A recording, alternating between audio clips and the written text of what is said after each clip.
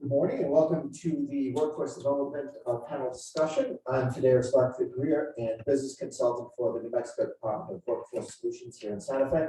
I'm joined this morning by Erica Vanaket of Help New Mexico and Christine Fuller of the Division of Vocational Rehabilitation. We are the three partner agencies that make up the New Mexico Workforce Connection. First, some bios. Full disclosure, I'm not originally from New Mexico. But I've lived in Santa Fe for the last 20 years. I administered the Workforce Investment Act. That's the federal jobs program. I did that for 10 years. Then I moved over to the state of New Mexico and I worked for doing business and career consulting for the last 7 years. Prior to the pandemic, I was assigned to Santa Fe Community College, where I provided career services. Erica Vanaket has been with Help New Mexico for 2 years and with the Workforce Innovation and Opportunity Act program for 3 years. As program director, she oversees the Adult and Dislocated Worker program. That program serves 10 northern counties and provides services to individuals and businesses. Christine Fuller, sitting next to me on my right, is currently the statewide coordinator for supported employment and deafblind and hard of hearing services for the New Mexico Division of Vocational Rehabilitation. She has worked as a job developer for individuals who are deaf or deafblind and for transition age youth. She's been a DVR counselor and transition coordinator.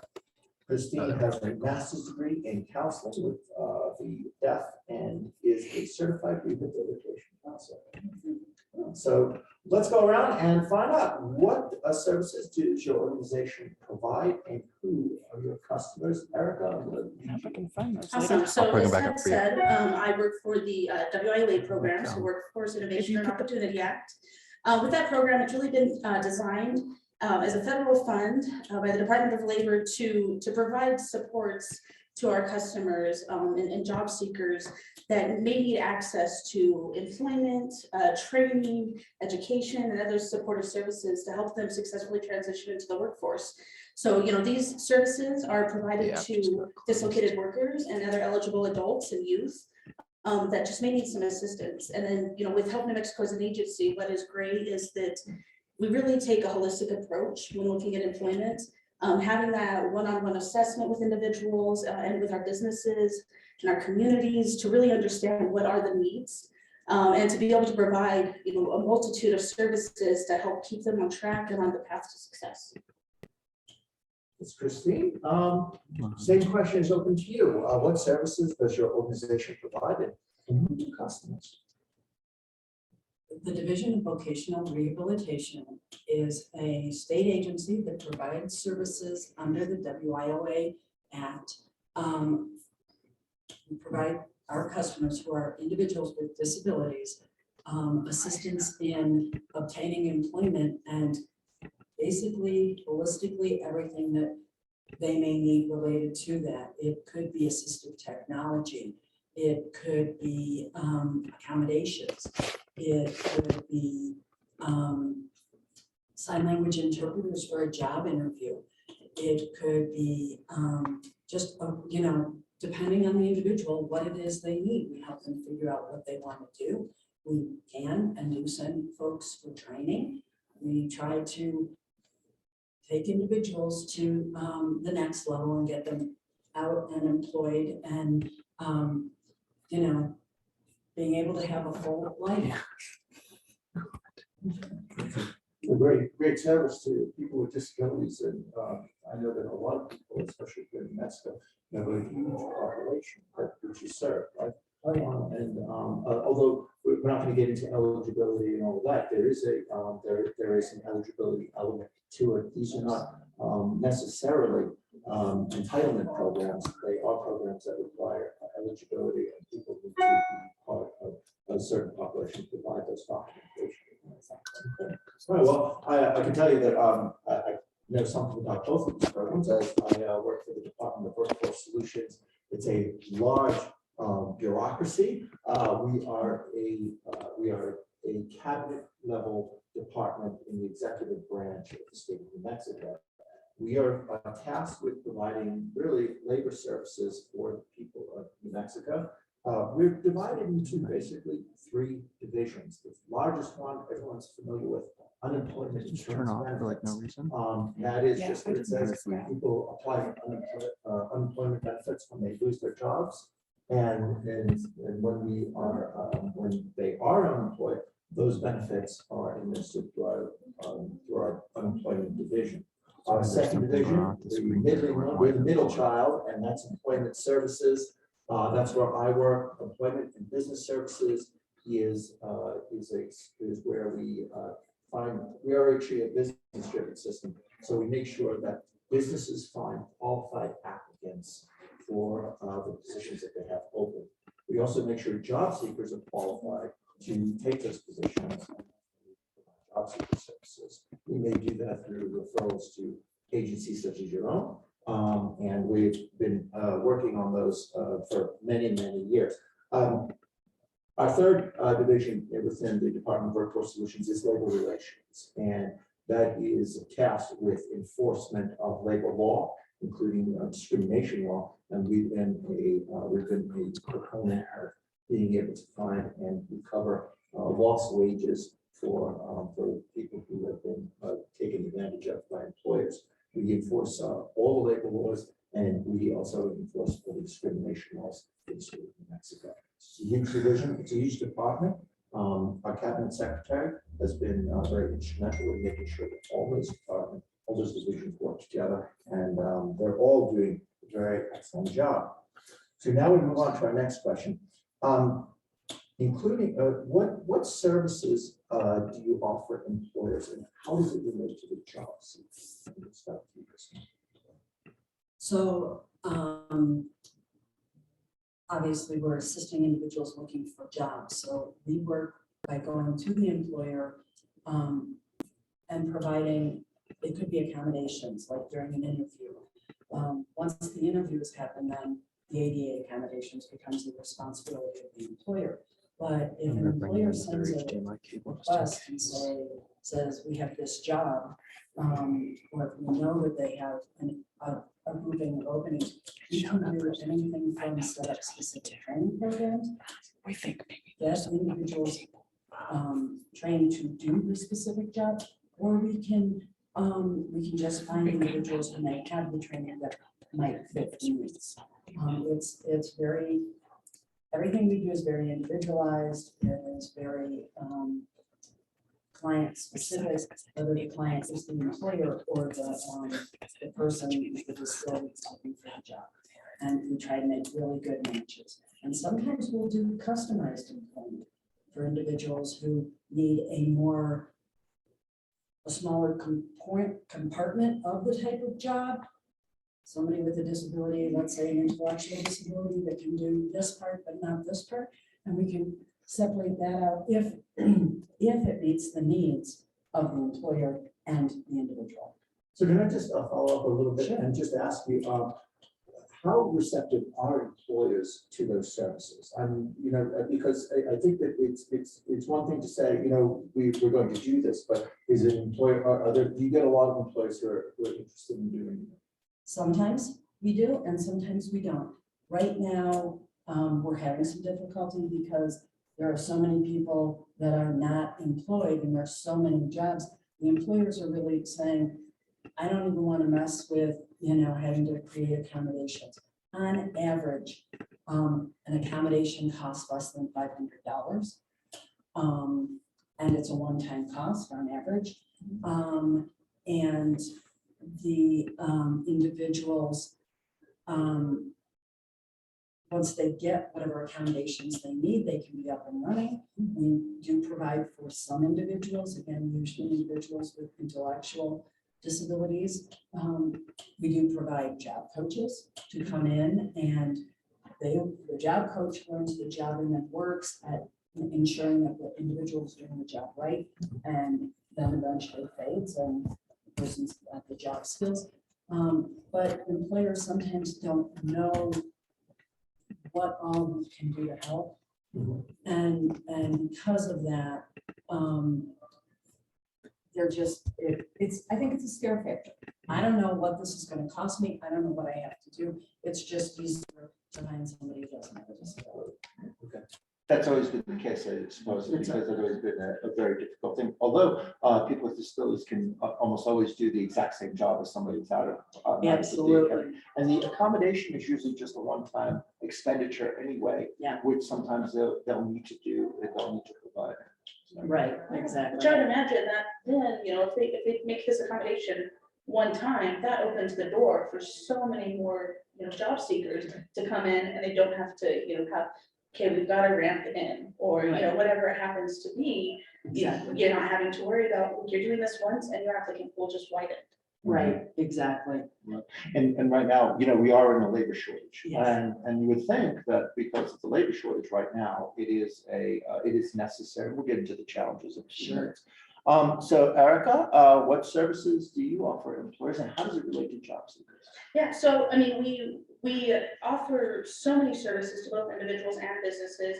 There are two with businesses in particular that while they are catered to the business, they definitely empower the individual and are helping with reskilling and upskilling and retention. And so, I know that I can speak for myself, and I think, many of the clients that we see, and maybe you see as well, I mean, how many times do you look up your dream job? Maybe you've got your degree, you've done everything you need to do, I and hate then that phrase, dream job. dream job, right? My dreams do not involve jobs. Yeah, you're working, right? But since you have to, right? So, you're looking at it, okay, high school diploma, check, 18 years of age, check, 2 years experience. Well, now I'm stuck. All right, let's look at the next one. This is an entry-level position, and it just keeps asking me for experience after experience. And you kind of get stuck in this cycle that you were trying to break. So how do you break this cycle and move into gainful employment? And that's where one of our business services, on the job training, can really help both the business and the individual. So with on the job training or OJTs, that's where we have partnered with businesses across the 10 counties that understand, yes, it is costly to hire somebody without experience. You have to have an individual there that is willing to take the time, teach you those occupational skills. Maybe you interview great and your soft skills are there, but the cost is, the hardship with the businesses. But we really work hard with our individuals and with our in-house partners to make sure that these clients are work ready, and to create these partnerships with the businesses saying, listen, take the time, make the investment. One, that's going to help with retention, because this person's going to know this business invested in me when nobody else would, when I didn't have that experience and nobody would take me on. So they're going into full-time employment, they're getting those benefits, they are employed in this field they've worked so hard to be in and desire to be in. And at the same time, the employer is benefiting and thriving while this comprehensive hands-on training is happening.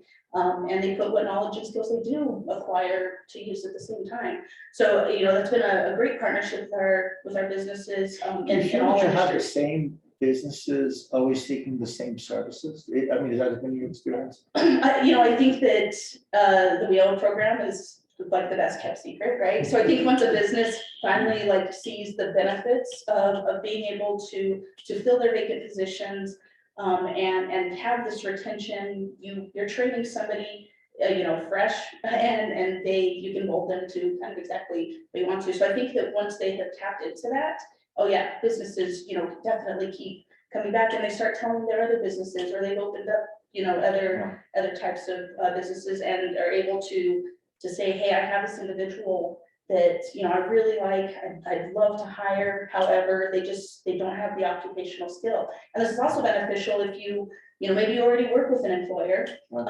and you want to be promoted, but there are additional, there's a skill gap there, and they can be promoted and use these OJT services as well. So I think, that's one way that if there's a hands-on, we just haven't, such as fire cadets and things like that. Okay, I've done my 6 months academy, but I've never actually been a firefighter before, Right. So there's a little bit of a difference. And so they have that opportunity to really go hands-on.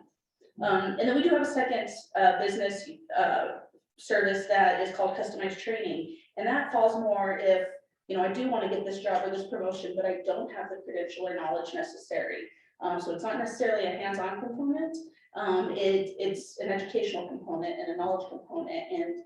And we've had, same thing, whether it be new individuals coming in or individuals that are looking to be promoted. We've been able to work with businesses to retrain and reskill and make sure that we're retaining jobs. If there's a new computer program, you've got the owner faced with, well, I either have to pay to teach everybody this new program, or I lose all this staff and have to hire a brand new set of teams. So, we are able to come in and help offset the cost of that training and make sure that whatever credential or certification you may need, we're retaining individuals, we're bringing in individuals that have that. And again, that's the investment in, in the employer and the employee, and being able to see and build that relationship. Again, if you're putting money or time or whatever it may be in me and making sure that I'm successful and I've got a career path with you, then yeah, I'm going to be dedicated to this job. I'm going to work hard. I intend on staying here.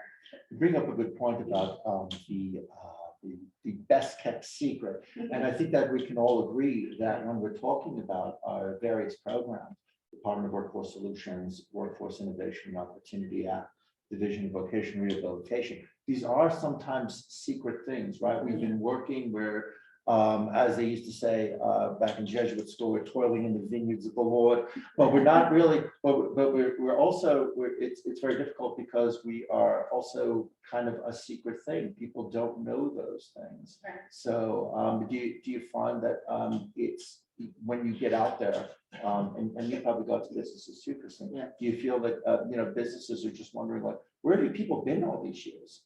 Do you ever get something like that? Yeah, they haven't heard of us. I've always said, I've been doing this for 40 years. Yeah. And I'm telling you, to this day, people still don't know we're out there. Mm. And it's crazy. I mean, what age do you start working with individuals? Is it exit of high school? 16 ages. So we have a youth program and then we have an adult program. So our youth is 16 to 24, and then our adult program is 18 and up. So And we start at 14. Oh, wow, yeah. So Wow. Yeah. Wow. Okay. So the Department of Workforce Solutions, I mean, I just go to some of the services we provide.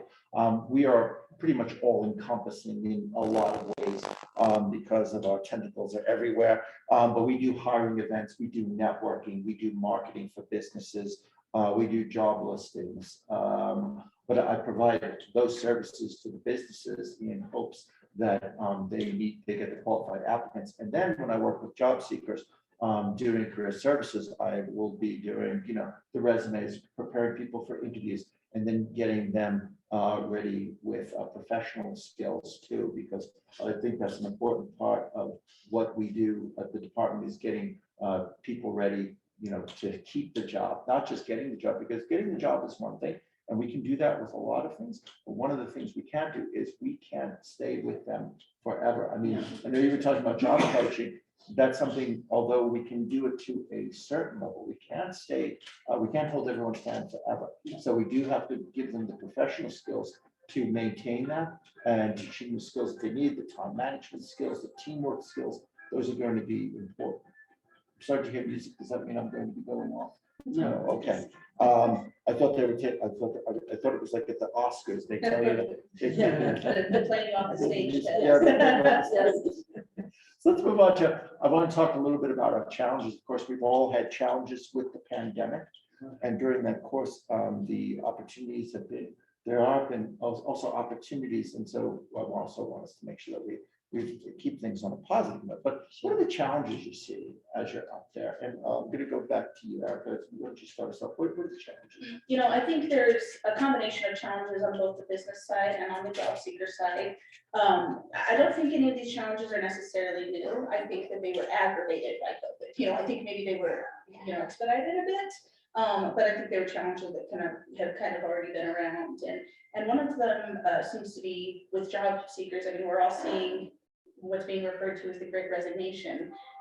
40,000 people, 50,000 people, 60,000 people just quitting their jobs, a month at a time. And so it's interesting because when I'm talking to a lot of our job seekers, they're saying, yes, I want to be paid fairly, but I also want to have work-life balance. I also want to feel like an asset. I want to have longevity. And so I think that's one of the great things about us all being under the same roof, and having a plethora of resources outside is that we can really braid all those resources and find ways to not only make sure that we are addressing the candidates' needs, but also with the businesses saying, you know what, maybe they don't have the experience, but if they have the soft skills and they show up and they, will show some initiative, then I will invest that time. So kind of making sure that we're matching the employers that are willing to do that investment with the applicants that are looking for that. And I think there's also been, obviously, shifts in, okay, I see what an essential business is now, or now I know, should there be a pandemic or something else going on, if my job is at risk, or if I'm, going to be laid off, or should I be looking at remote jobs, and, kind of some of those opportunities. And I do think that we are seeing, more businesses, more businesses hiring remotely, more individuals looking for that. And then even, our training providers, such as our schools, also trying to find that balance. And that does widen the pool for applicants, definitely with the remote work. But at the same time, we're trying to keep our workforce local. So, that is kind of difficult to really find that balance. I think it is a shift that is going to continue to happen over a long period of time. And, I think that we're going to see more people that are looking for quicker training at less cost. And that's where a lot of our trades are coming in. I know that's where Help Me Mexico is really advocating for, micro-credentialing and kind of those short-term certifications to get people in a decent wage job, and where they can be on a path to self-sufficiency in less time. And especially our dislocated workers, we have a ton of individuals that are in hands-on fields such as working in plants and working in mines that are closing down. And how do we get kind of ahead of that trend and start reskilling them before they're at a loss of a job? And in some cases, with these individuals, they might have started that job even decades ago, where you didn't need a high school diploma, or so if they come out of it, we're having to kind of start fresh. We need to get you with a high school equivalency. We need to teach how to use a computer. We need to, all these things. Right, and that brings up an interesting point, because I think then we have to think about the nature of work and how it's changed. Mhm. And then how did we get to that point, and how do we move forward from there? Because what we're going to be seeing is a lot of these old-timey, style jobs are going to be moving on, and there's going to be some new jobs that are becoming of the so-called new collar jobs, where they're going to be maybe very highly technical, but not requiring degrees, maybe the micro credentialing that you're mentioning. And how do we get our all of this? And they're great. These are great opportunities. When we're talking about opportunities, great opportunities for people like our veterans who come out of technical, come out of the service, who have a technical technical background, or have learned some kind of technical skill, that are going to be perfectly suited for these new jobs. And how are we going to transition them into this? And I think that's where the opportunity is. So I think some of this is going to, of course, require higher education to be part of it. But as I understood, the Division of Vocational Rehabilitation is a division of the Public Education Department. And I think that might be a conversation that we can have at a future date. But I think that's where we have to go, trying to think of the new way of training for people that's going to get them into those jobs that are going to be lucrative, but self-sustaining. They're going to be continuing on long after, not like we're seeing where, of course, there's always going to be a transition. Everything is going to be cyclical, but there's going to be, we will have those jobs for the next 40 or 50 years. I think that's what we're going to be looking for. We have to look down the road. Maybe have to be a little bit more forward thinking. Right. Christine, what about the challenges, opportunities? What do you see? Opportunities wise, the best thing is the working from home. More and more folks, it may mean less accommodations are needed. Mm-hmm. in Because the those workplace. accommodations already met. Right, because you're going to be, got to get them a computer, just like you did everybody else in your in your agency, blah, blah, blah. So, or phone system or whatever the job is. So some of that is I think it's a boon or will be a boon for folks with disabilities that they can work from home because travel. I think in a rural state, being able to work from home as long as you have the internet connections to do the work that you need to do. So I think some of that has been that is a positive. Again, the barriers have been for folks with disabilities is, employers are like, I need somebody who can jump in and do 6 things right now, not 1 thing. Right. And that for some folks, not for everybody, but for some folks, that might be a situation, or they just don't understand the disability and what it means. And in an interview, you can't ask. Right. So the person has to be either willing to talk about it or take the chance. Right. If I'm deaf and I show up and I brought an interpreter, you can't ask me about the elephant in the room, the fact that I'm deaf. Right. But if I say, well, I'm deaf and what I need is an interpreter for staff meetings, and and otherwise we can text, we can email, and I can do my job fine. Yeah. And then it's like, oh, you're talking an hour every month or something. So, but once you get that understanding that no, we're not going to send an interpreter with them at all times. You're not hiring 2 people. That it really makes an employer go, oh, okay, this is not as much of a barrier. And to me, it just seems like the not knowing, the lack of information is always the barrier for the employer. Right. I think that one of the things that I think in terms of business outreach and brought up remote work is really a great opportunity, Right. especially for a state such as ours. I think there's enough people like the flexibility of it. We were talking about the work-life balance, although people are responsible to be doing their work while they're working from home. But I think it's a great opportunity if, for at least for New Mexico, if we could attract those businesses to provide the remote jobs, and there have been organizations that have done that. But we're constantly doing outreach to businesses and trying to find those new opportunities, and it could be a little bit overwhelming because there's only so many of us who are available to do those things. But when we go out to meet businesses, it's exciting to see some of the new businesses that are out there. I've had a chance to meet with one of them, the New Collar Network, who provides 3D printing, and the applications for it are very exciting for the future and do not require a college degree, but can be that can be a very could pay very well. Those are great jobs. In fact, they have several people who are still who are working at that.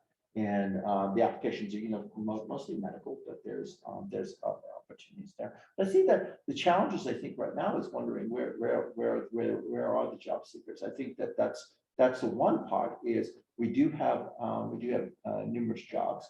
We have lots of job postings, and we post those jobs for free. We do marketing for free for businesses. I appear on the radio for the department to put out locally the job openings for our local employers and businesses, and then we do weekly. We do a video for the Department of Workforce Solutions YouTube channel, and we're out there doing. This is all free marketing that I think.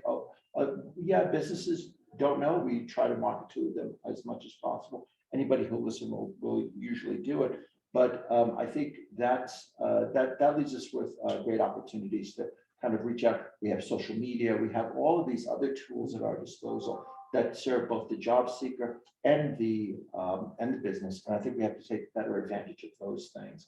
But they are there. The tools are there, and I think we have to make sure that we access them more effectively. So I know that we should probably see if we have any questions. I know we've talked quite a bit. Do we have any questions? Did anybody have a question? Anybody here have a question? I have a question. probably more of a comment. Go ahead. You know, I think that you all are doing a great job. I know that many years now, and I think that you're stepping forward and you're being proactive and you're doing what you can do. So, you know, I think for my 2 cents, you're doing a great job, you know, and you're providing that service for the community, for the state, and you know, it's hard to really evaluate what you can do next, but I'm sure there's something. There's always more. Yes, the job's never done. Yes. There's something else you could do, but I'm Yes. just trying to give you some kudos because Appreciate it. you are doing a good job of what you are doing. Great job. Thank you. We appreciate that. Yeah. It is, it's nice that to be recognized, and thanks very much for your comment. I think that, and of course, you know, Erica has actually got the office right next door to me, so I gotta get along with her. So, but no, I think we have I think it's a good working relationship. I think that these are relationships that have gone back for years. And don't get me wrong, nothing is perfect. No relationship is ever perfect, but we can always we try to do our best to get along. Remember, sometimes it's also a question of there's a lot of turf warfare going on between agencies. But I think what the benefit is that all of these services, anyone can access all of them, or one of them, or none of them. Anyone can access all the services they want, and we provide those to them. And I know that, for instance, with paid training, and I know that we didn't go too deeply into it, but with paid training, for instance, through WIOA, Division of Vocational Rehabilitation also provides paid training, and an individual with a disability could theoretically access both programs. And I understand, and I'm not going to get too deep into that, but there's the ability to use all these services. And I think a lot of people around the state, when we were talking about it being a kept secret, it is kind of a secret. We have to do a better job of getting out there and telling us. But with people like you, Jim, telling us, telling the story and pointing it out, I think we're actually, it helps us. It's really a big deal for us to be able to get the word out. And I've been referring people for 20+ years. So. Yeah, and you know, sometimes it's people wonder, like, wow, I didn't even know this was available. I didn't know we could do this. I didn't know I could do this. Services are free; they don't cost anyone anything. And to our employers, we provide the marketing, the advertisement, the job listing. We do that all for free. That's something that they can't get on other places. And I get employers all the time who say, "Yeah, I once had an account, but nobody really did anything." And yeah, but now we have a lot more tools at our disposal. So I think we're as long as we can take advantage of those. Right, and I think that a lot of individuals, you know, feel that if I'm using one service and then I, you know, try to access another service, that it's somehow going to, like, oh, I can't do more than one, or that I'm gonna lose these services. And no, that's not it at all. And I think that, you know, you're right. There are sometimes agencies that are kind of working in silos. And that's why it's so important to say, you know, ultimately, at the end of the day, we all have the same mission here. We are all just trying to stimulate the economy and get people into a workforce that's going to have longevity and sustainability and benefit everybody involved. And so I think, yeah, like I said, individuals, if you know, have this perception that I have to pick. I have to pick and choose, but really there is a buffet of services from multiple agencies that you can really, you know, take advantage of and get what you need.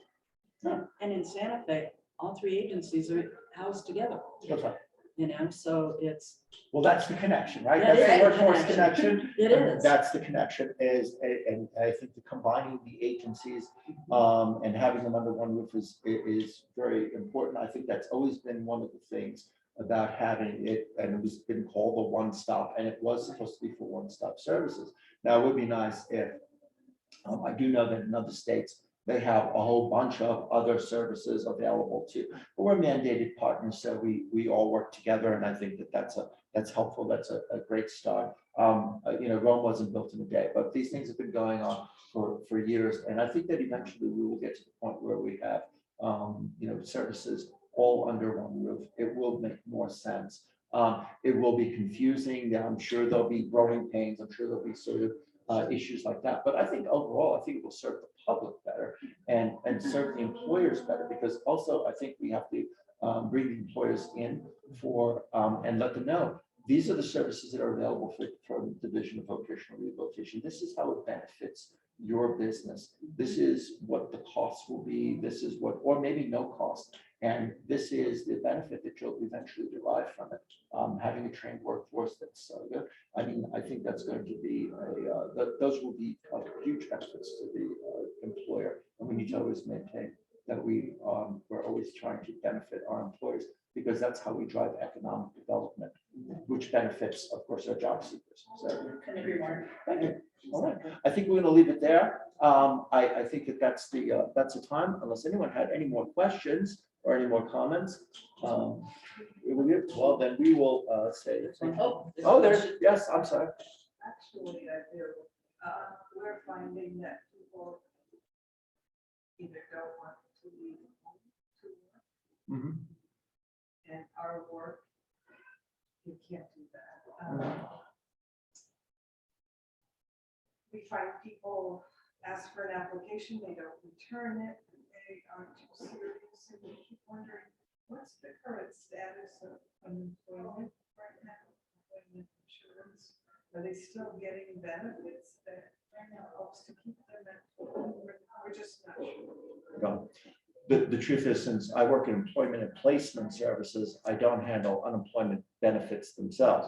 Everything I hear is always anecdotal, so I couldn't give you a specific answer. But I can tell you that just because I look at labor analysis, statistics, and economic research, I'm constantly looking at the unemployment rates around New Mexico. And I can say that, a lot of the other states have a whole lot lower unemployment rates than New Mexico. So I don't know what drives that. I don't know if it's necessarily benefits. Normally the unemployment rate is tied to the drawing of benefits. So, unless you're drawing benefits, your unemployment rate would be zero or whatever. If states have cut back on unemployment rate, they probably have, if they've cut back on unemployment benefits, they will have lower unemployment rates. So that might be a consequence of the state. Our unemployment rate may be totally, accurate, and other states have just simply cut benefits back, to a level that is that they feel that they have, that nobody's really. Same number of people may not be working, but that might just be because they're not receiving benefits, and that's why they're not being counted. So it could be that. So we might have a more accurate unemployment rate than other states. It could be that. So I'm not really sure what's driving the. I think there is, if there's a work ethic problem, I know that it's not necessarily taught in schools. Although I do a professionalism and work ethic program for the Santa Fe Community College, and I'm constantly talking to students in the healthcare programs and in adult ed programs, how how their work relates and how their attitudes relate to work and how they're going to keep it. Funny enough, I was just talking to somebody the other day during the discussion, and the young man was bringing up that he doesn't really, attendance is something that's not really important to him. He just doesn't show up for things. Related to his regular life, I said, how would you feel if you got stood up on a date? And that he could understand, but it's important to realize we also have done a bad job of kind of showing the importance of employment and what it takes to get a job and what it takes to keep a job. So we are trying to do that. I do a Monday morning orientation, and we hope to have job seekers in there. We try to explain to them the importance of showing up for the interview, showing up for your work, doing what you're supposed to do.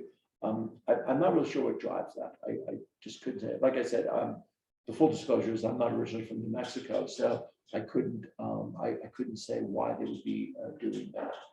But it is a hassle and it is a problem. And unfortunately, I don't think it's that uncommon. I think a lot of employers have felt the same thing. If I could intervene though, because Ted and I had a similar discussion. It wasn't to the point where you were asking, but it was related to what employers are offering as a wage.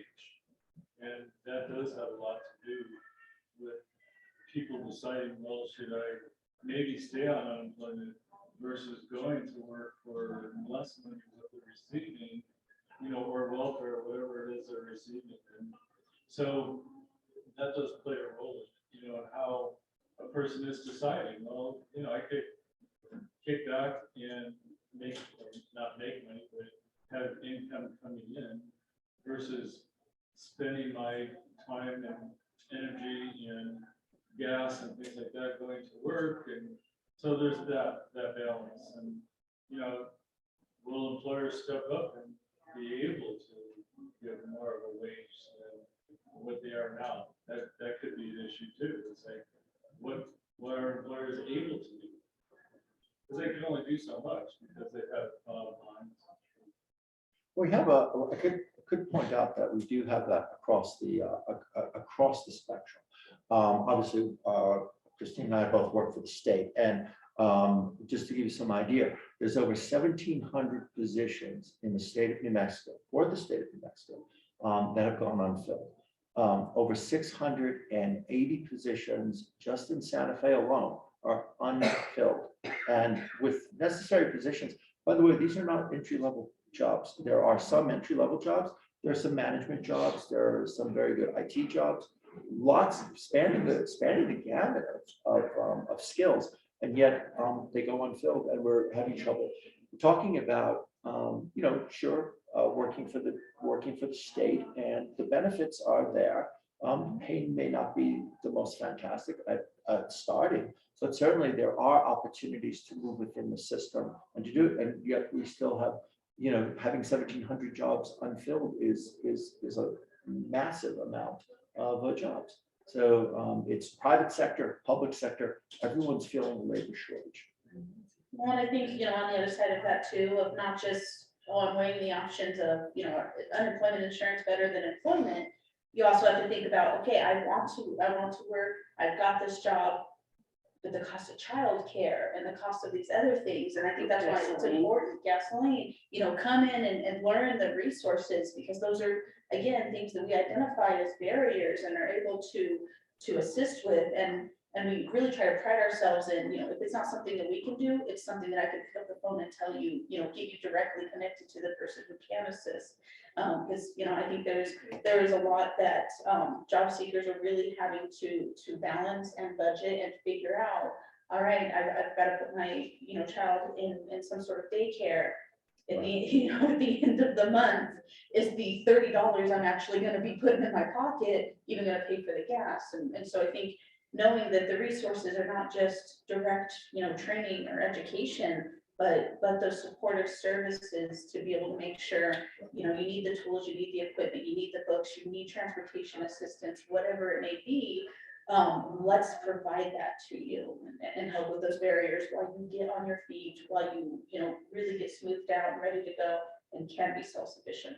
Well, and it's also a discussion about, okay, this is the starting wage today, but there are pay increases. So maybe the first year will be a little bit tough, and we'll help out with some of that. And then all of a sudden you will be at that rate. But if you don't go to work, you're still down here, Right. and you're not going anywhere. Right. And it's doing that. And that's why we start working with people at 14, because we trying to get that mindset that just like school is your job right now, when you get out into the world, you have a job and you have the same types of responsibilities, showing up on time and all of that. Abilities and everything. Exactly. I was mentioning about for job seekers, there is the nature of work, looking for work, keeping work, that has all changed. And I think even for employers, it's changed in that we now need to think about, the way salaries are paid, or is there some kind of flexibility in the schedule or something like that? Because then that has to change too, because, this is like, I think the world just in general has turned around, and it's different now. And so we have to probably change with it. And I think employers have to change too. So although, they provide the jobs, and I certainly want to give them the opportunity to be as profitable as possible. But we also have to recognize we just don't have we have a labor shortage. And when we recognize that, we can try and find the proper balance between the qualified applicants and the job seekers who are looking for the employers that they want to work for. Well, listen, thank you very much. I think that I'm going to call it a day. Christine Fuller, thank you very much for coming. Erica Vanaken, thanks very much. And thanks very much to the staff here. Appreciate it. Thank you very much for your time. We have a table, come visit us. Okay, Yeah. that's right. Come over and talk to us. Have a great day, everyone. Thank you.